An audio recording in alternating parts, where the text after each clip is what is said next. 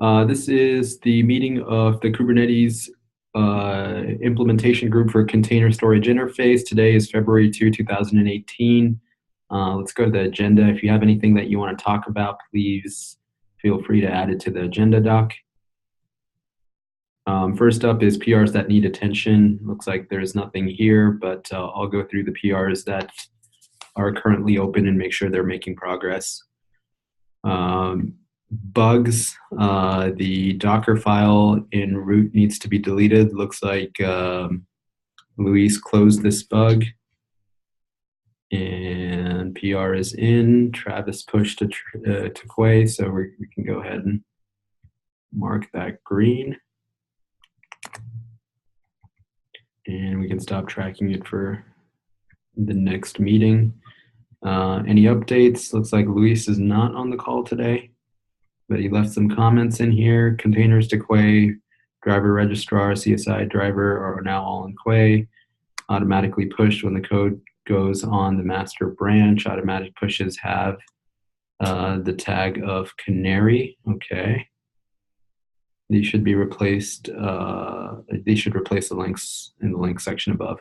So I think the next big question around this is going to be how we do versioning. I think we should start talking about that. We might be able to delay that past the beta release, but eventually we should start doing actual releases for these sidecar containers so folks can pick up versions.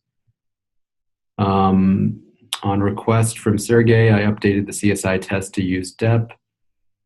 Sounds good. Proposed changes to CSI spec, multi-workload attachment on same node. It looks like that was Sergey. And looks like, David, you've been commenting on this. Anything worth discussing in this meeting? Does everyone know what this is? Or should we? Maybe you could set the context really quickly. Sure. So the way that the spec is defined right now, it explicitly forbids non-multi-node access mode volumes from being mounted or published on multiple different workloads on the same node. And so this is kind of what we believe is an artificial constraint on the publishing that the spec is kind of pushing on storage providers. And the idea of this issue or discussion is to talk about whether we should lift this constraint or maybe refine the access mode some more so that it allows for some new type of access mode maybe that allows for a multi-workload same node publish. Because this is a valid use case that a lot of volume or storage plugins are using today. And okay, sounds good. Do you know who's going to own this issue, whether it's you or Sergey? It looks like Sergey is pushing pretty hard for it, so I think I'll let him continue with that. But I'll definitely work with him if he wants. Cool. Just to clarify, is that use case like, for example, 2 containers running on a single node being loaded? Yeah, that's the use case. Okay, just want to make sure. Thanks. Mm-hmm. All right, cool. So that is all for the updates. Is there anything else anybody wants to add? Any update you wanna give? I have one question. Actually, I added in the PR, Saad. Sure. So what happens if we replace with a version 0.1 plugin with a version 0.2? Sorry, what's the context? So we're talking about the probe versus identity service, right? Yes, you're right. The same context, what happens if you just replace a version 0.1 plugin with a version 0.2? I don't see what I'm missing something here. Okay, so let's say that if I have a running system, if I replace a driver, a container, which is running version 0.1 with a version 0.2. Okay. Exactly the same. Right. Kubernetes doesn't even know it, right? Kind of. Yeah. So because it's a drop-in replacement. So I think it depends on the behavior. So currently what's going to happen is it's hard-coded to expect 0.1, so it's going to stop working. With the next release of Kubernetes 1.10, it is going to say, okay, I understand 0.2, I'm happy with 0.2, everything is good. And with the post 1.0, as long as it's a 1.0, 1.1, 1.2 release, it'll continue to work. As soon as there's a major release like 2.0, then it's going to stop working. So, but we're talking about the CSI version here, correct? Not the plugin version. Yes, the CSI versioning. How does the CSI version, let's say if I have a plugin which is supporting version 0.10, and suddenly I deleted the daemon set, let's say in Kubernetes case, and I created one more with version 0.2. Okay. How does Kubelet know? Because in the end, it's just a socket which is getting placed. Yeah, so I think Vlad can answer that question. If you look at the calls that it issues, before each call, it will call out and verify the version. Yeah, so right today it asserts the version right before it makes a call. I think part of what we've discussed is how lenient we wanted the versioning, the CO to apply the versioning before it just determines whether or not it supports it or not. So I think assert in the sense, like, let's say that if I negotiated version 0.1, if Kubelet is not aware the newer plugin supports version 0.2, and let's say version 0, the plugin only supports version 0.2 because it doesn't want to support older version. Then you make a call, the plugin will report saying that, okay, it's an invalid argument, unsupported version. So how does the workflow happens after that?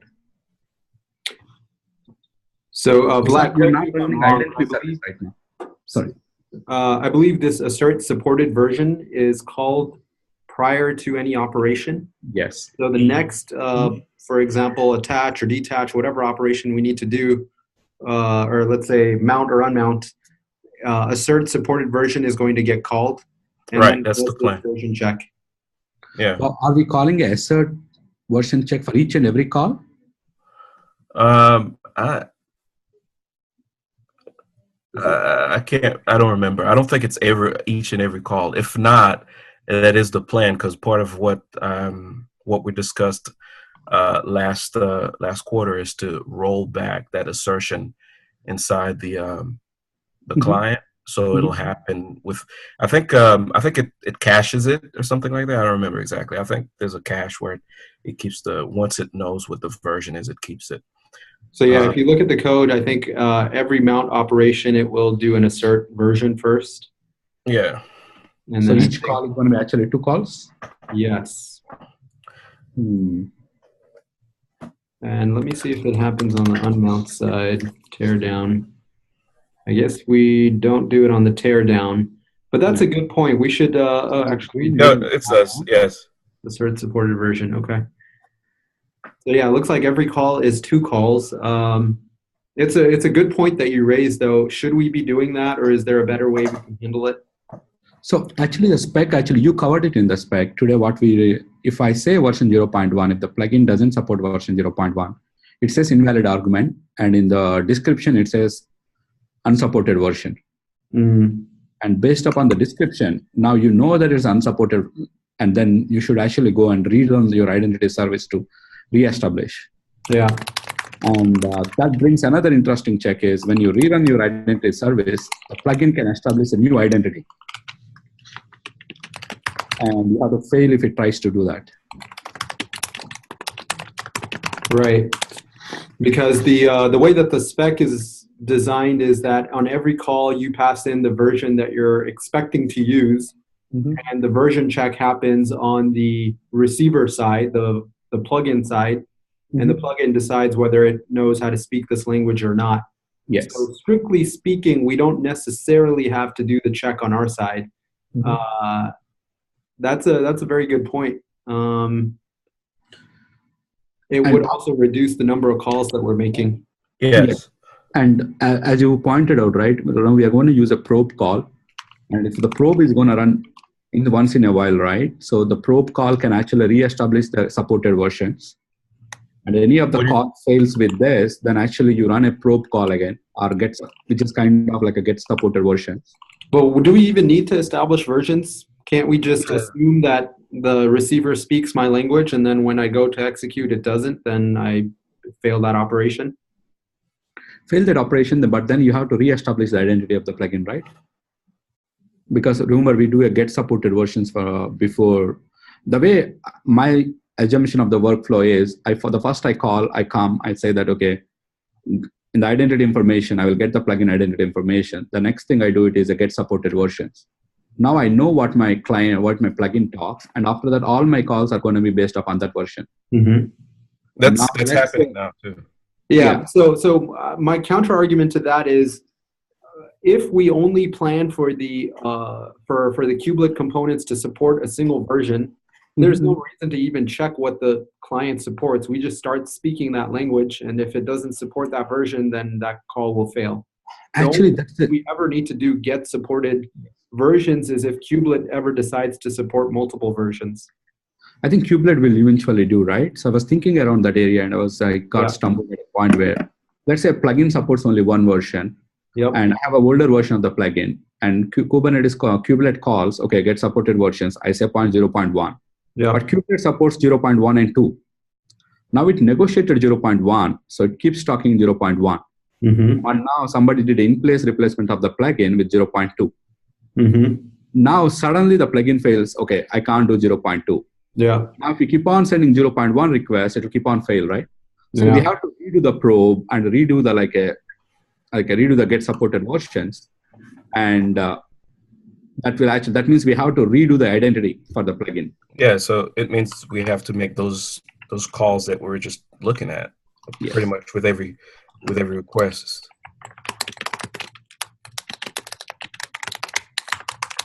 Yeah, that makes sense. For the time being, we only support a single version. So we don't really need a get supported version at all.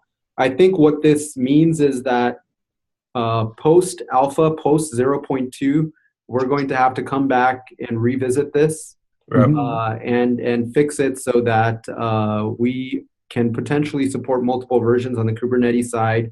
We call, like you mentioned, get supported version once, establish what the supported version is, start speaking that version. If it silently gets swapped out underneath us to a different version, we need to figure out how to gracefully handle that. Yes. And the second one is also like the plugin, people write weird plugins all the time. So the plugin can change its identity. So going back to the version, I think one of the parameters that always get passed is the version. So if a driver switches, from one request to another, and the CEO is saying, "Hey, this is what I know," but the driver says, "No, I also support an additional version," it should fail. Mm-hmm, mm-hmm. So I have a comment about this version thing. Since this is a spec, shouldn't we be expecting that it would eventually become pretty stable and there are no real breaking changes between versions? So it makes sense to on-link support. Like right now, there's breaking changes between 0.1 and 0.2 and maybe 0.3. But that's it's super alpha. So once it becomes stable, it makes not much sense for kubelet to talk or understand different versions, especially when one is considered the stable GA. And there's probably not going to be any big breaking changes from then on. Yeah. It makes no sense to still support 0.1, 0.2, and all of those. No, there could be cases where plugins can be running different versions, because let's say that DMRT provides a plugin and EMC provides a plugin. So I'm lazy, so I'm still stuck with the older version of the spec. Glad is super fast, so he already has a newer version of the plugin. Mm-hmm. Remember, plugins can also mean different capabilities, right? So, right. Okay. Well, I think part of what we have to determine is,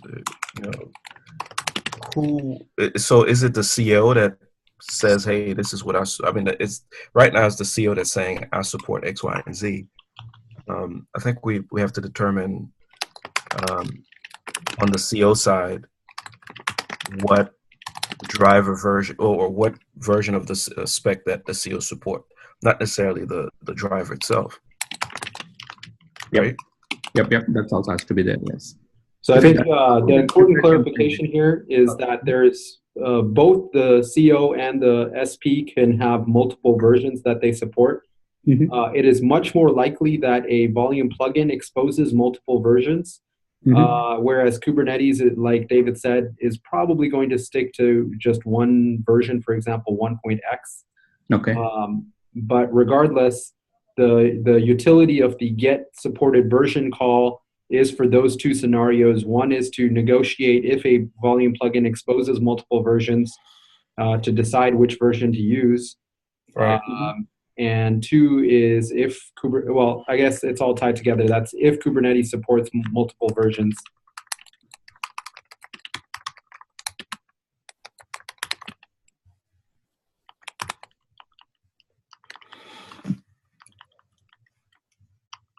Yep. Okay. And I have one more. Sorry for taking too much time. No, this is great. I think it needs to be clarified. Go ahead.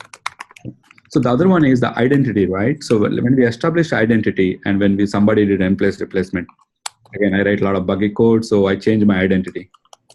And the moment Kubernetes restarts, now I have a new identity. So this is the identity of the Kubernetes component, or no, it's the plugin identity. Okay. So plugin identity can change. Well, the identity is basically the version and the name. Yes. In the name, actually, you're right. Yes. Right. Yes. So if the version doesn't change, you should have the same identity. So I can always say that, okay, it's a Scala driver, and I can put a daemon driver in there when I'm deploying, right? No, so if you change the name of the driver, then use something else. So the way that the kubelet currently discovers a volume plugin is based on the path. It generates the path based on the driver's name, and if that name changes, then it's going to hit a different socket. Yep. Yes. So, and we expect the user to do it. So let's say that if I go and by mistake, I'm admin, right? Mistakes happen. So I go and replace the existing driver with a newer version. In the same path. Once in a while, we need to check, and whenever we detect a change, we need to fail that validation. Somehow we generate an alert. Yeah.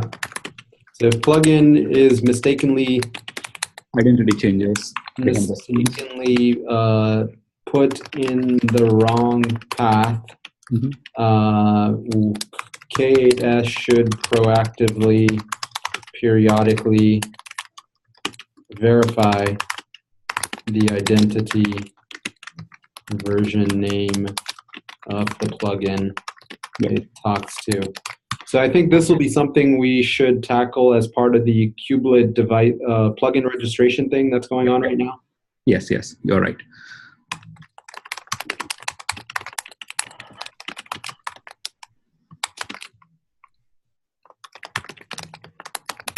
And is that also related to the probe?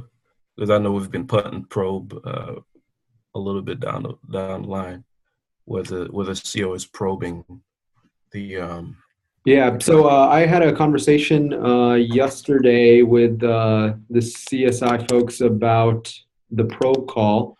I pull up those notes here, and the conclusion was that so to set the stage, there's this probe call that is exposed, controller probe and node probe, as part of the CSI interface.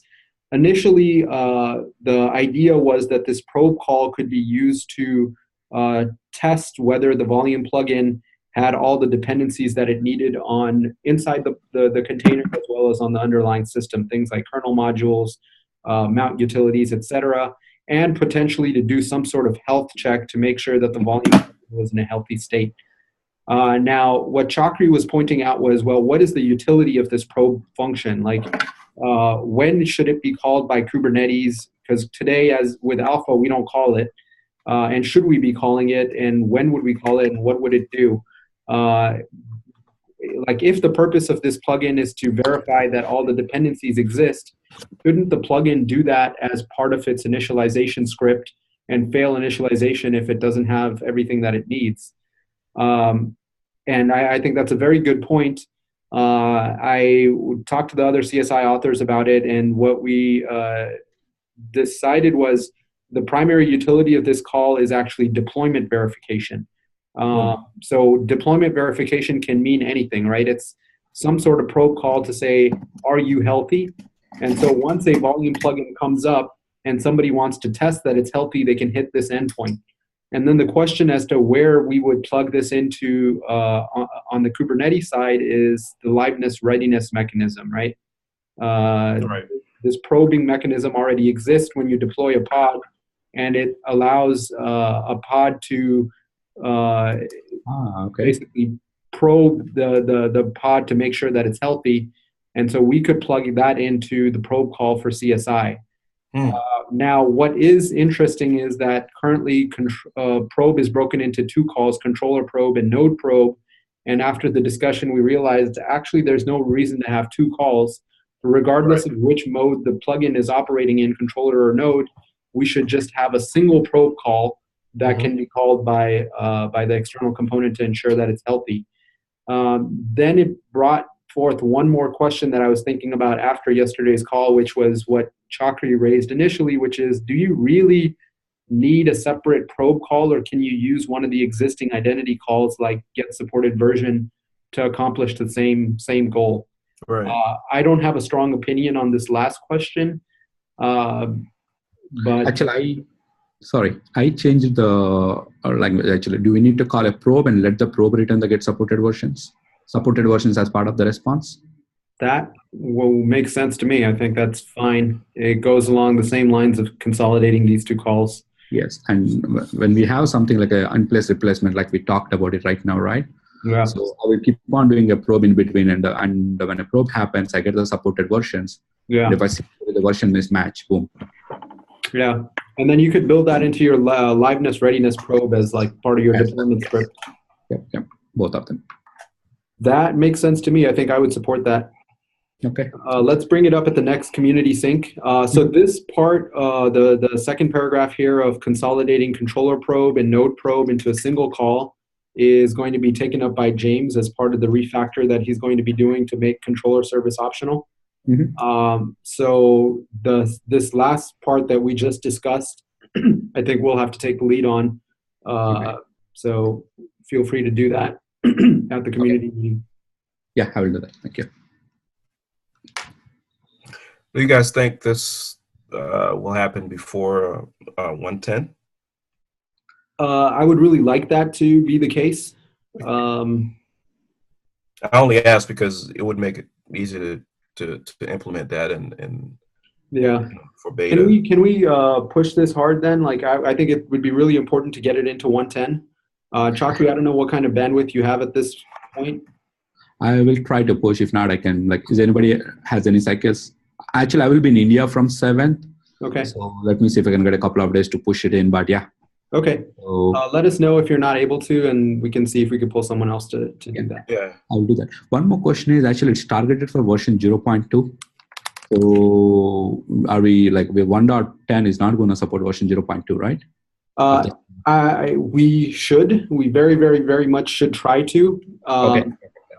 Because otherwise, a lot of the cool features that we're pushing into the CSI spec are not going to get exposed. Okay. And I think a lot of the features that we're trying to push in are things that we want for our beta. So while it's not absolutely strictly necessary, we should push for that, which means that the CSI changes need to go in like in the next 2 weeks, and then we need to rev Kubernetes to pick those up. Okay, perfect. We'll do that. So the to-do here is to consider consolidating code and get supported version calls in CSI spec. And we're signing off with Chakri for now. Okay, cool. Anything else folks want to talk about?